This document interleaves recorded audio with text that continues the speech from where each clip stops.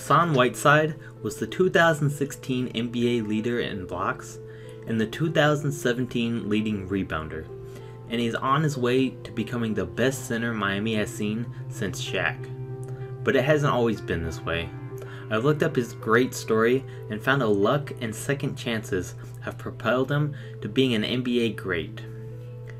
Whiteside attended 3 different high schools in 2 years. In his junior year, he averaged 18 points, 10 rebounds, and 5.5 blocks per game.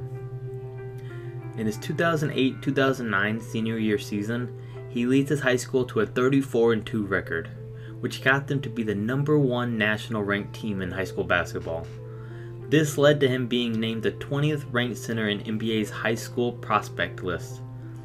DeMarcus Cousins and Mason Plumlee were also in the 2009 high school class. Hassan was pursued by big-time schools like Kentucky, Auburn, and South Carolina, but instead he decided to go to Marshall. It didn't take long for Whiteside to get noticed nationally due to several monster games. The first came when he accumulated 14 points, 17 rebounds, and 9 blocks in a win over Ohio University.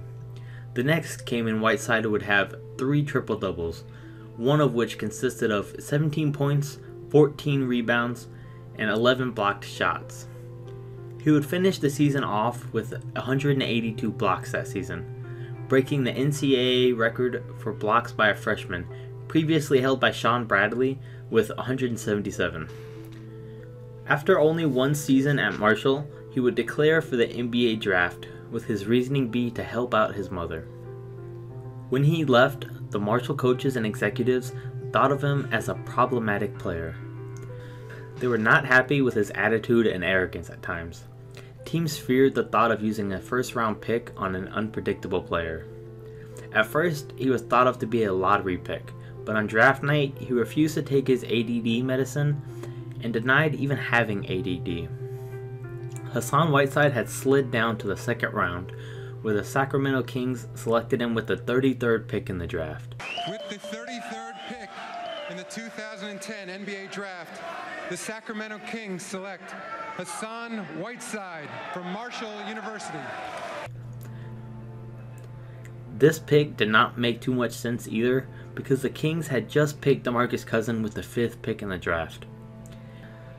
He stated this unexpected night as being the night that forever changed his path and led to many problems and derailed his career. The Sacramento Kings would quickly send him down to their D-League team, the Reno Bighorns, where he would soon injure his knee, ending his season with only playing 1 game for the Kings. He would return next season to the D-League, where he had spurts of greatness on the court, but he was said to not be committed to the team. Guys like Draymond Green and Jeremy Lin were in the D-League with mindsets of, how can I get better as a player? While Hassan had a mindset of, why am I here and how do I get to the NBA? This led to Whiteside being the D-League's first ever recall. The Reno Bighorns had sent him back to the Kings because they did not want him on their team. This led to him being cut in July of 2012. In 2013, he would join the Rockets' D-League team, the Vipers, where he would win the D-League championship there. In May of that year, he would leave to play in the Chinese NBL for the Sichuan Blue Whales, where he'd average 25 points, 16 rebounds, and 5 blocks per game, and win the NBL championship there. He was also named Finals MVP, Defensive Player of the Year, and Center of the Year for the NBL. He would then go on to sign with the Grizzlies, only to get released a month later.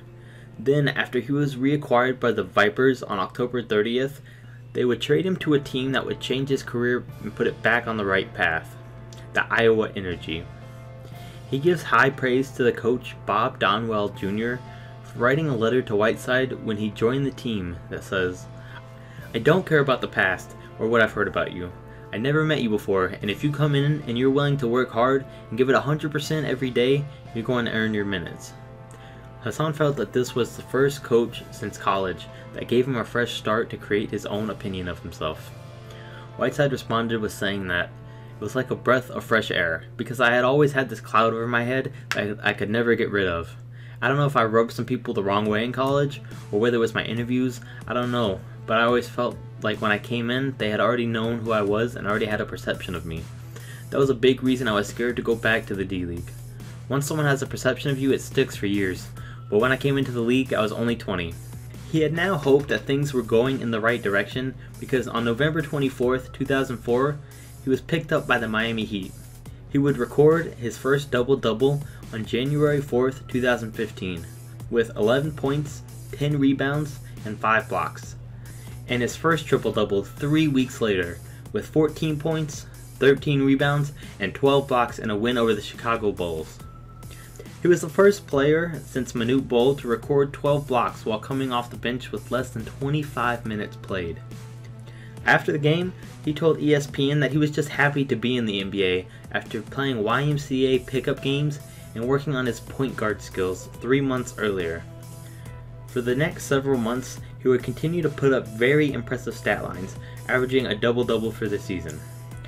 Pat Riley is thought to have been thanked for taking a chance on Whiteside, and it has proven to work because he is now arriving to practice early, staying late, and embracing the Miami Heat culture. For the next few years, Whiteside would continue to impress by putting up several more triple-doubles with blocks, and several 20-point, 20-rebound games off of the bench. This led him to being named the leading shot blocker in the 2015-2016 season, and the leading rebounder of 2016 and 2017. In the 2016 season, he also had a 30-point, 20-rebound game in under 27 minutes while coming off of the bench.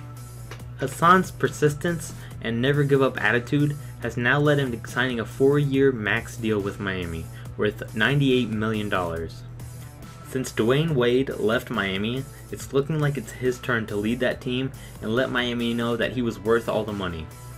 He can be an all-time great with an inspirational story if he maintains the right attitude and stays on the correct path. And that's it for this video. Make sure to like this video, subscribe, and comment any NBA player whose story you'd like to hear next. Thanks for watching.